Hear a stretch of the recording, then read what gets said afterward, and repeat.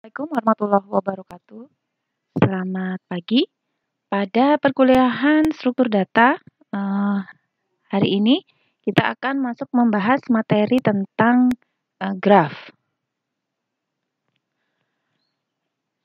Beberapa topik cakupan yang akan dibahas pada graf, mulai dari definisi, kemudian aplikasi di mana graf dapat digunakan, lalu istilah-istilah pada graf, cara merepresentasikan graf, dan yang menjadi topik utama adalah tipe data abstrak graf.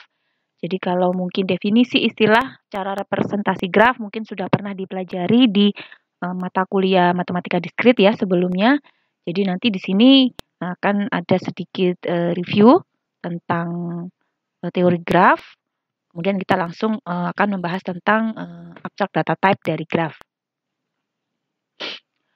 Oke, graf secara definisi merupakan sebuah diagram memuat informasi tertentu. Jadi banyak kasus-kasus real world yang dapat direpresentasikan kalau kita ingin membuat solusi di dalam pemrograman itu permasalahan dapat direpresentasikan paling mudah dengan menggunakan graf. Contoh di sini graf dapat digunakan untuk merepresentasikan struktur organisasi, misalkan ya. Jadi kaitan antar berbagai divisi atau bagian di dalam sebuah organisasi itu dapat diwakili atau direpresentasikan dengan graf. Kemudian yang lain lagi adalah bagan alir, misalkan pengambilan mata kuliah. Kalau Anda ingin membuat sebuah aplikasi untuk penjadwalan kuliah, misalkan. Jadi di sini mata kuliah dalam semua semester, ya kalau kita lihat ke buku kurikulum itu kan ada prasyarat gitu ya. Misalkan nanti di sini sistem digital di semester 1 itu akan menjadi prasyarat bagi mata kuliah organisasi dan arsitektur komputer. Lalu organisasi dan arsitektur komputer menjadi prasyarat dari mata kuliah sistem operasi dan selanjutnya. Jadi dari sini kita bisa melihat bahwa ketika untuk mengambil mata kuliah jaringan komputer misalkan, maka si mahasiswa perlu sudah harus menempuh mata kuliah lain yang mendasari dari jaringan komputer ini. Apa? Ya kita bisa lihat dari diagram alir di sini. Yang mendasari adalah sistem operasi, organisasi dan arsitektur komputer, serta sistem digital. Jadi ini semua harus saling terkait, misalkan begitu. Contoh lain adalah pada peta ya, representasi peta yang saya rasa banyak sudah dimanfaatkan di dalam menggambarkan sebuah rute misalkan ya dari satu titik ke titik yang lain, kemudian dari antara kedua titik tersebut kita bisa menetapkan sejumlah titik checkpoint misalkan ya, jadi mewakili tempat-tempat atau nanti itu dituliskan dalam bentuk vertex begitu. Setiap masing-masing checkpoint itu akan diwakili oleh sebuah vertex di dalam graf. Kemudian yang lainnya adalah jaringan pertemanan di situs jejaring sosial. Jadi kelebihan dari graf adalah dia dapat memberikan struktur yang berupa network ya atau jaringan. Jadi tidak selalu harus berupa jaringan sosial ya, jejaring sosial. Dalam jaringan komputer juga kita bisa menggunakan graf untuk menggambarkan topologi dari jaringan. Jadi di sini misalkan kita bisa melihat secara visual keterkaitan antara berbagai macam entitas person di sini ya atau orang. Kita bisa melihat di sini ternyata ada sejumlah klaster atau kelompok pertemanan. Jadi misalkan ini adalah satu klaster besar gitu ya, yang dimana orang-orang yang ada di dalam klaster ini saling banyak yang berhubungan, yang mengenal, saling follow, saling mengikuti dan sebagainya. Jadi itu dianggap sebagai sebuah klaster. Kemudian nanti mungkin bisa dilihat keterkaitan dengan klaster yang lain dan siapa yang menghubungkan antara banyak klaster ini. Oh, ternyata misalkan di sini adalah si Nancy. Misalkan di sini ya, Nancy di sini dikatakan sebagai titik hubung antara sekian banyak klaster yang ada di jejaring sosial tadi. Contoh yang lain adalah misalkan di dalam sebuah penggambaran rangkaian listrik begitu, di jurusan elektro mungkin ya, kita bisa merepresentasikan sebuah, rangkaian listrik dalam bentuk graf juga ya. Nanti setiap node-nya ini atau setiap vertex ini mewakili simpangan, kemudian ada, apa ini, hambatan gitu ya, R1 dan sebagainya, R2, sumber tegangan, V, kapasitor, C, dan seterusnya. Ya, jadi mulai dari representasi yang paling sederhana, ya, keterkaitan antar berbagai macam vertex, dan edge yang menghubungkan antar vertex. Lalu juga kita bisa melihat keterkaitan tadi ya dalam bentuk jejaring sosial dan sebagainya. Nah, satu aplikasi yang juga memanfaatkan graf yang sekarang sedang cukup populer ini adalah knowledge graph atau graf pengetahuan. Jadi knowledge base atau basis pengetahuan itu adalah sebuah istilah untuk merepresentasikan atau mendefinisikan teknologi yang digunakan untuk menyimpan informasi kompleks. Jadi dikatakan basis pengetahuan ya, artinya ketika kita ingin membuat sebuah sistem cerdas misalkan, maka basis pengetahuan dari sistem cerdas tersebut dapat kita simpan dalam bentuk knowledge base ini tadi. Jadi informasi yang bisa kita tanamkan atau kita simpan itu dapat berbentuk informasi yang terstruktur maupun yang tidak terstruktur ya di dalam sebuah sistem komputer. Nah, jadi knowledge graph di sini itu adalah sebuah knowledge base, sebuah basis pengetahuan yang menggunakan topologi graph di dalam mengintegrasikan datanya. Jadi aplikasi dari atau knowledge base ini dapat diaplikasikan dengan berbagai macam cara. Nah, yang direpresentasikan dengan graph maka dia disebut knowledge graph. Nah, knowledge graph sering digunakan untuk menyimpan deskripsi entitas ya, mewakili objek, benda yang real maupun yang tidak real atau hanya berupa konsep atau abstrak, sebuah event atau kejadian itu semua bisa diwakili oleh sebuah vertex di dalam knowledge graph sepanjang dia dapat dikatakan sebagai sebuah entitas atau objek begitu ya.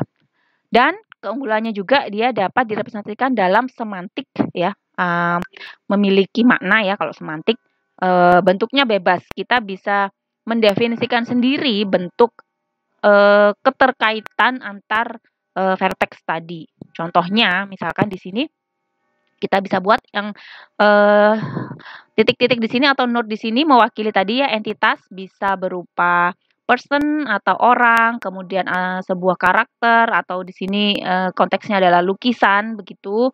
Kemudian dia juga bisa berupa tempat atau landmark, kota ya.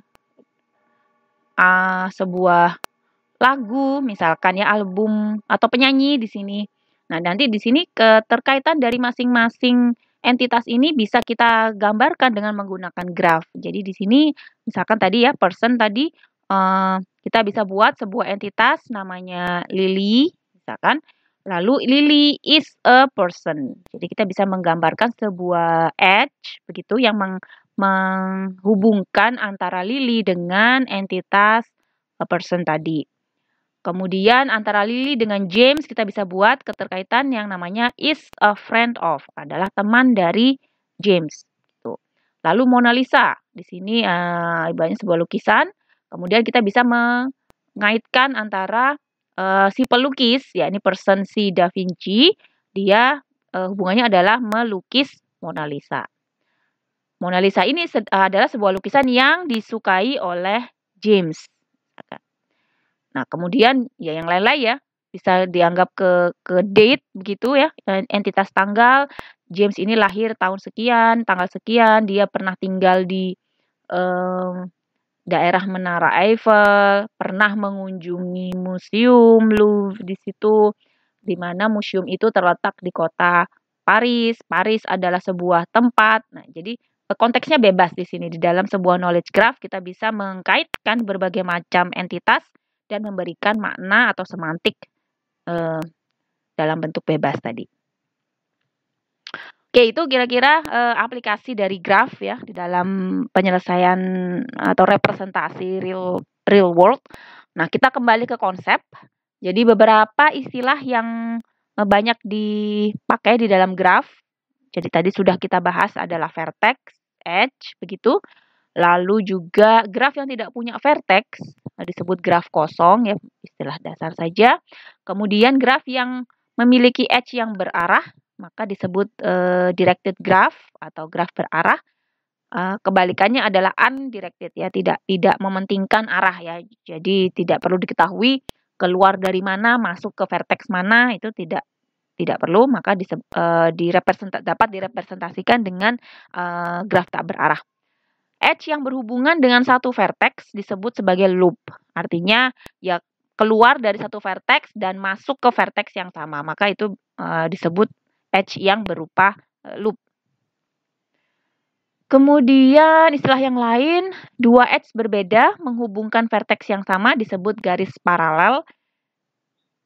Ya, bersandingan begitu. Dua vertex dikatakan berhubungan atau adjacent, berdekatan, berhubungan jika ada edge yang menghubungkan keduanya. Kemudian vertex yang tidak mempunyai edge yang berhubungan dengannya maka disebut isolated vertex ya, vertex yang terisolasi. Graf yang tidak punya loop dan tidak mempunyai rusuk yang sejajar disebut graf sederhana. Jadi simple grafnya ya, hanya mungkin satu edge saja yang menghubungkan antara kedua vertex, tidak ada loop dan seterusnya. Jadi edge itu dituliskan biasanya dinotasikan dengan huruf E, menghubungkan dua vertex V dan W gitu. Graf berarah ya atau disebut directed graph atau sering juga disingkat digraph begitu. Jadi kalau ada istilah digraph itu singkatan dari directed graph. Terdiri dari suatu himpunan vertex dan suatu himpunan edge sedemikian rupa sehingga setiap edge menghubungkan pasangan vertex yang terurut. Artinya nanti edge itu menghubungkan dan memiliki arah gitu ya. Kemudian graf juga bisa memiliki bobot. Saya rasa ini juga sudah paham konsepnya. Graf memiliki bobot jika edge-nya di situ memiliki sebuah nilai ya, mewakili bobot dari edge tersebut. Lalu yang lainnya adalah derajat suatu titik. Jadi setiap titik atau vertex itu bisa memiliki derajat dihitung berdasarkan total edge yang ini ya, jumlah garis atau edge yang berhubungan dengan titik V ya. Jadi berapa edge yang terhubung dengan vertex tersebut, maka itu dihitung sebagai derajat dari vertex tersebut. Jika edge-nya itu merupakan sebuah loop, maka itu dihitung 2 kali. Itu aturannya. Jadi contoh di sini derajat dari vertex 1 itu adalah 4 ya. Karena dia terhubung dengan E1, edge 1, edge 2, edge 3 yang merupakan loop dihitung 2 kali. Jadi 4. Kemudian itu adalah derajat dari vertex. Sedangkan derajat dari sebuah graf itu ya tinggal kita hitung saja keseluruhan derajat dari semua vertexnya. Tinggal ditotal saja semuanya.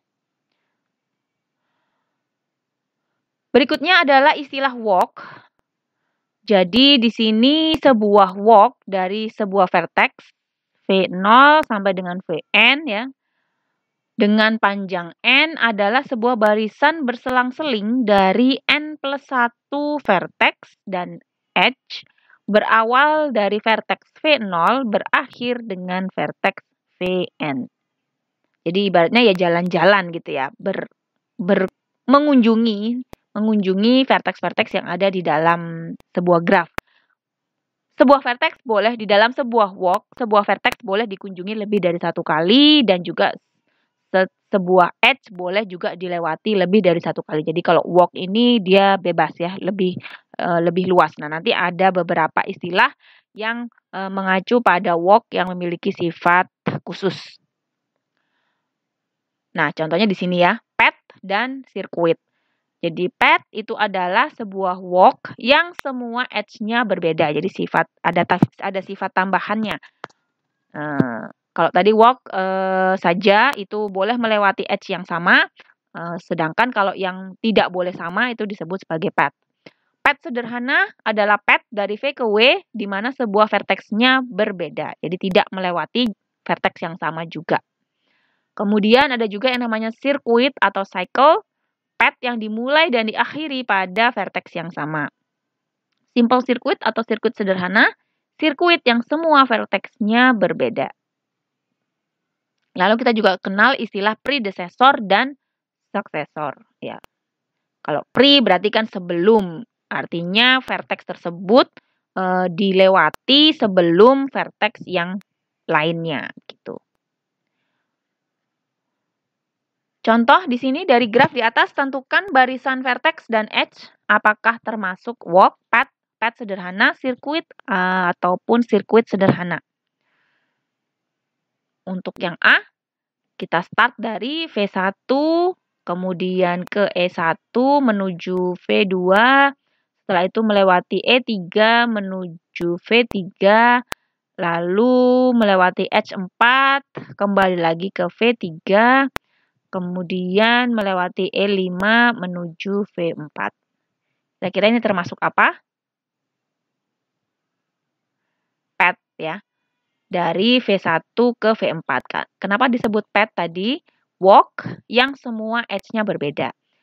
Bukan termasuk path sederhana karena tadi kita melewati ada yang satu vertex dilewati 2 kali ya karena melewati loop kita kembali ke vertex yang sama.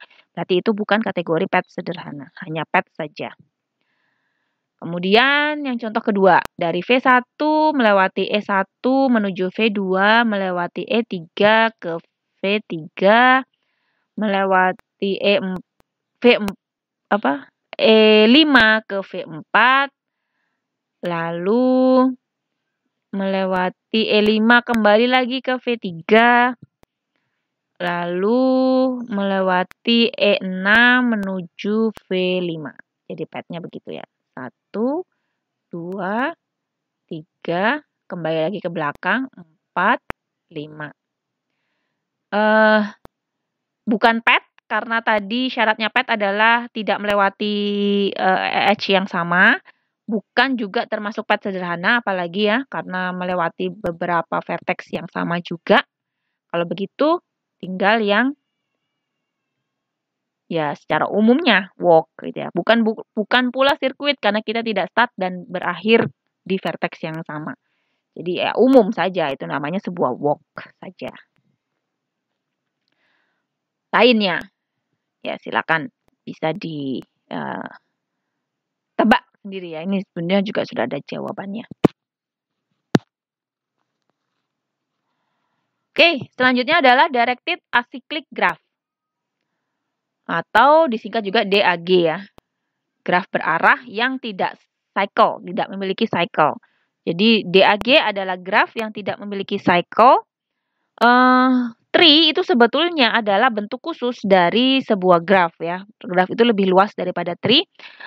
Semua tree itu adalah termasuk kategori DAG atau directed acyclic graph, tetapi tidak semua DAG adalah tree. Jangan dibalik ya, jangan dibalik karena tidak berlaku kebalikannya. Jadi semua tree termasuk DAG, tetapi tidak semua DAG adalah tree. Contoh di sini G2 adalah DAG dan sekaligus merupakan tree.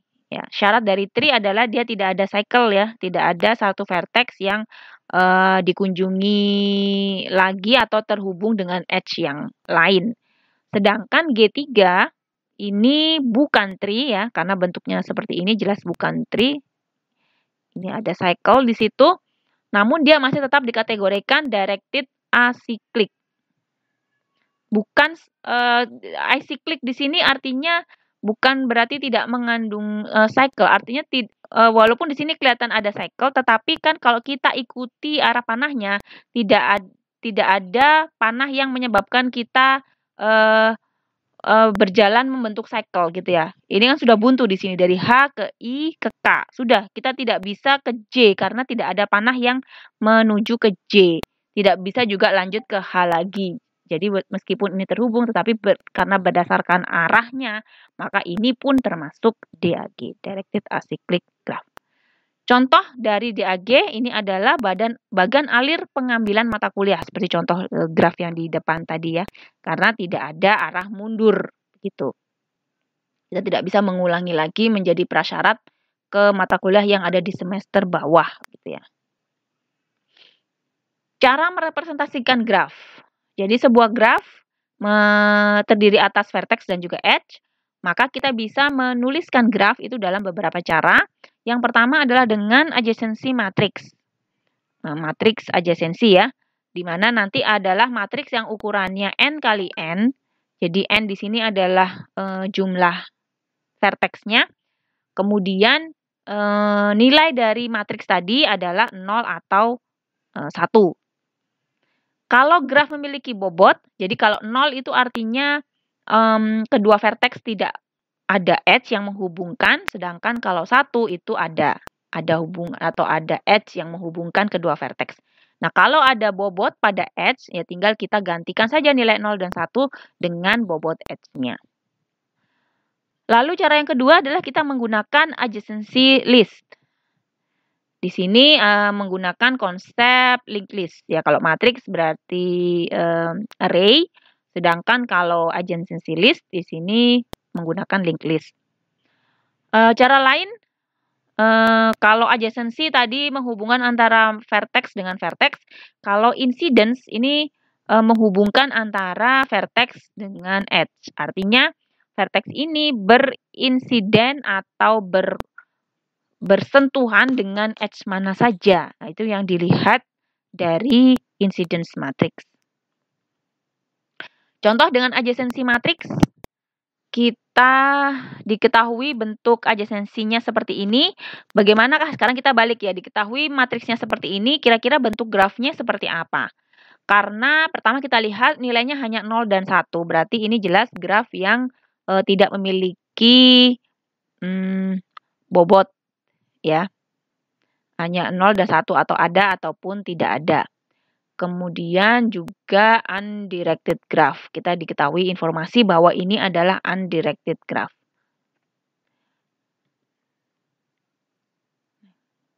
Bentuknya seperti ini ya. Jadi ada 4 matriks, 4 vertex, 0, 1, 2, dan 3. Ya tinggal kita lihat saja di sini. Maka baris pertama ini berarti mewakili vertex 0. Dia berkaitan dengan vertex apa saja? Berarti dengan vertex 1 dan juga vertex 2. Berarti vertex 0 berkaitan dengan vertex 1 dan juga vertex 2. Dan seterusnya ya, tinggal dilihat saja kalau 1 berarti ada edge, kalau 0 tidak ada edge. Contoh, kita balik sekarang ya, diketahui sebuah graf berarah. Nah, kita tahu di sini adalah graf berarah karena ada panahnya, terdiri dari 4 vertex. Bagaimana bentuk adjacency matriksnya? Ya, seperti ini ya. Graf A, adjacency matriks A menghubungkan A itu berarti terhubung dengan vertex B dan juga vertex C. Ya, vertex B dan vertex C. Ini berarti A terhubung dengan vertex B dan juga dengan vertex C karena ada panah edge yang mengalir dari vertex A ke vertex C. Lalu yang di sini adalah vertex B, dia hanya punya relasi dengan atau terhubung dengan vertex C saja. Ya, jadi walaupun di sini B mendapatkan edge masuk dari A, tetapi yang bernilai 1 di sini hanyalah yang kalau ada yang keluar dari vertex tersebut. Jadi di sini hanya ke C saja. Lalu yang vertex C ini bisa ke A dan juga bisa ke D. Sedangkan vertex yang ke D itu hanya bisa ke dirinya sendiri. Sekarang dengan adjacency list. Bagaimana bentuk adjacency list-nya? Grafnya sama seperti tadi. dituliskan dalam bentuk adjacency list.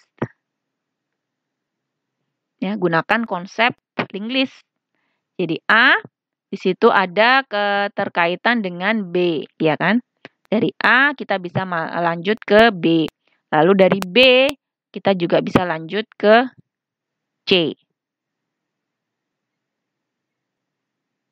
Sorry, bukan dari B yang lanjut ke C, tetapi menunjukkan dari A itu ada H menuju C gitu ya. Jadi bukan menunjukkan lanjutan, tetapi graf vertex A itu terkait dengan vertex B dan juga terkait dengan vertex C gitu. Sedangkan vertex B itu terkait dengan vertex C saja, ya kan? Untuk vertex C dia terkait atau ada H menuju A dan juga ada H menuju D. Lalu untuk yang vertex D hanya ada H menuju vertex itu sendiri.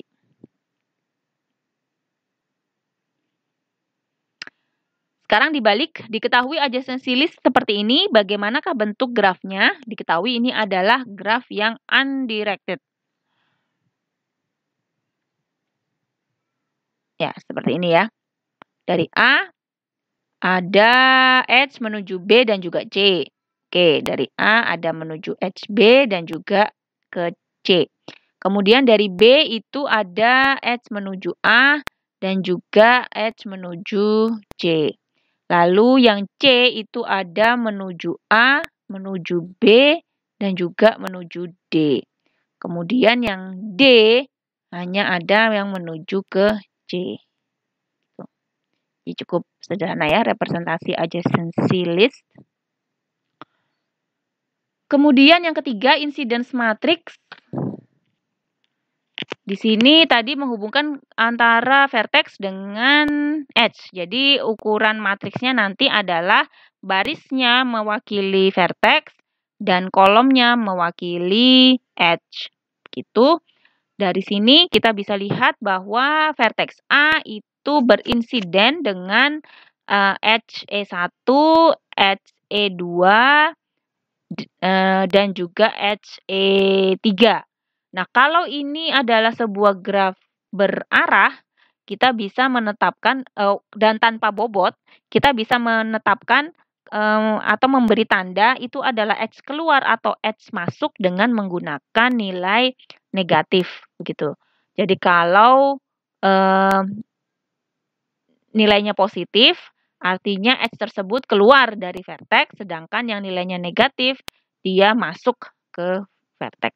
Gitu ya. Jadi kalau A itu dengan E3 adalah -1, menunjukkan bahwa ini adalah edge masuk ke A. Kalau ini graf berarah. Kalau tidak berarah ya tidak perlu pakai positif negatif ya. Dan seterusnya, ini berlaku untuk vertex yang lain juga.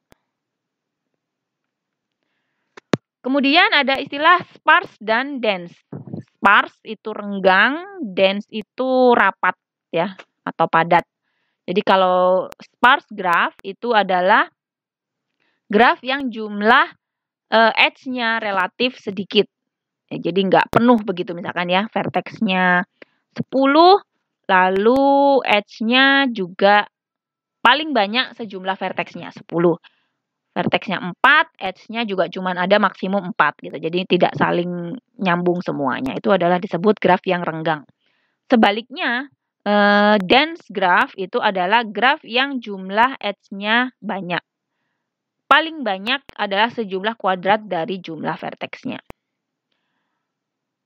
Nah, tadi ada beberapa representasi untuk graf. Ada adjacency matrix, adjacency list, incidence matrix. Nah, untuk yang adjacency list, itu disarankan memang akan lebih baik jika digunakan pada graf yang sparse. Jadi, nggak panjang begitu ya, kalau sparse kan jarang.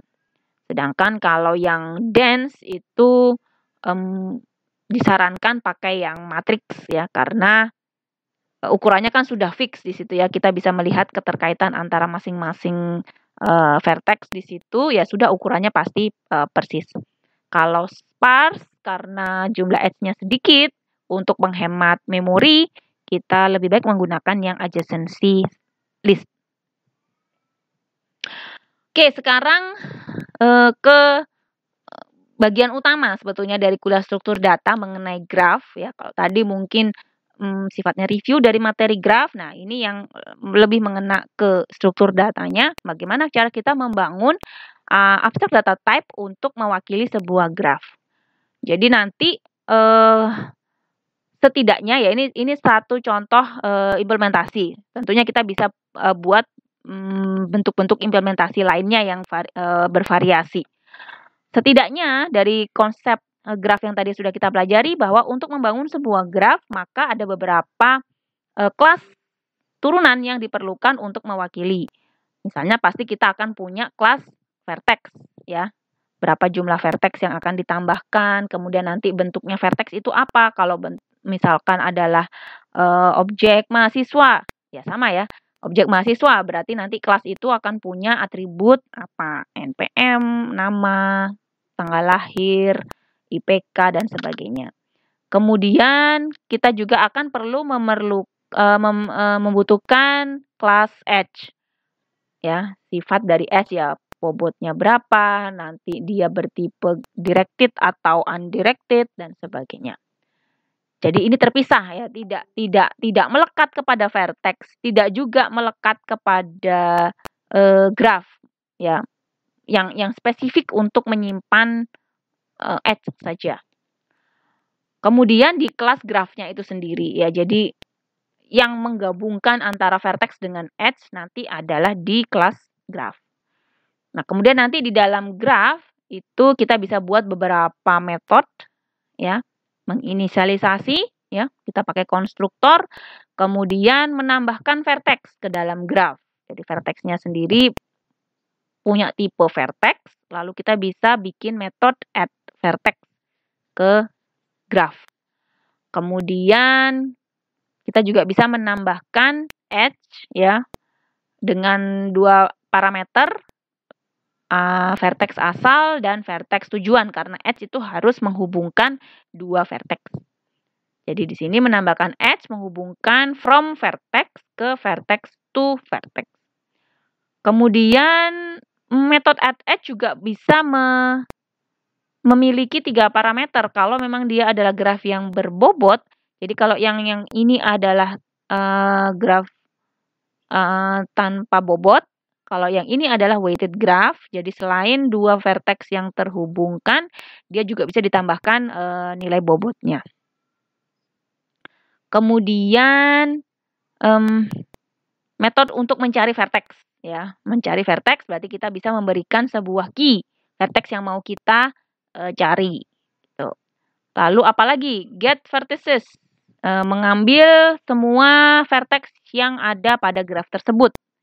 Ya, jadi kita siapkan saja dulu ya kerangka-kerangka metode apa saja yang kira-kira dibutuhkan di dalam sebuah graf. Tentunya nanti juga disesuaikan dengan permasalahan yang ingin dibuat solusinya. Ya, tidak harus semua fungsi yang ada di sini Anda pakai ya, tergantung kebutuhan dari permasalahannya. Kemudian bisa juga kita menambahkan metode ingraph dari sebuah vertex. Mengecek apakah vertex V, jadi menerima parameter vertex, untuk mengetahui apakah vertex tersebut ada di dalam graf atau tidak. Kita ingin cek exist or not, misalkan ya, ada atau tidak di dalam graf. Oke, ini sebetulnya tugas untuk minggu ini berkaitan dengan materi graf. Jadi silakan dipelajari tugas yang harus dibuat. Nanti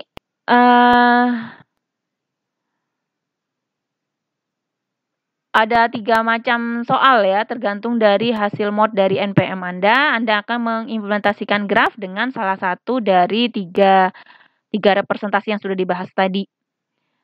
Nantinya menggunakan kelas vertex, edge, dan graf. Lalu silakan ditambahkan sendiri atribut untuk masing-masing kelas. Lalu menambahkan metode untuk mencetak isi, ini yang penting ya, menambahkan metode untuk mencetak isi adjacency matrix, adjacency list, atau incidence matrix, tergantung dari soal yang Anda dapatkan. Oke, materi hari ini tentang graf. Saya cukupkan sekian. Terima kasih. Wassalamualaikum warahmatullahi wabarakatuh.